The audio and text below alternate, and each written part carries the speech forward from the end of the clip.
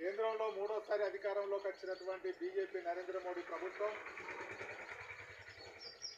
సంపద ప్రజల సంపద అయినటువంటి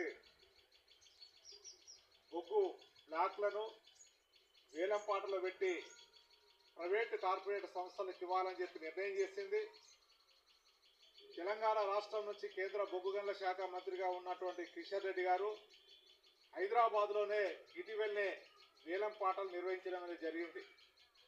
మంచిర్యాల జిల్లాలో ఉన్నటువంటి శ్రావణపల్లి బ్లాక్ను కూడా ఈరోజు వేలంపాటలో పెట్టడం జరిగింది.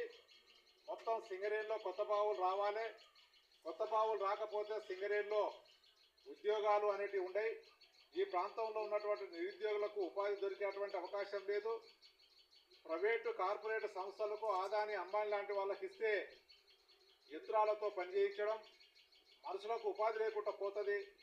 కార్పొరేట్లకు ప్రైవేటు సంస్థలకు సేవలు చేయడం కోసం ఈ మోడీ ప్రభుత్వం ఉంది. వెంటనే బొగ్గు బ్లాక్లను వేలం వేసే విధానాన్ని రద్దు చేయాలి. ఏదైతే శ్రావణపల్లి బ్లాక్ ఉందో అది సింగరేణి సంస్థకు ఇవ్వాలి, ప్రభుత్వమే దాన్ని నిర్వహించాలని చెప్పి సిపిఎంగా ఈరోజు రేపు 2 రోజులు జిల్లా వ్యాప్తంగా నిరసన కార్యక్రమాలు చేయడం జరుగుతుంది.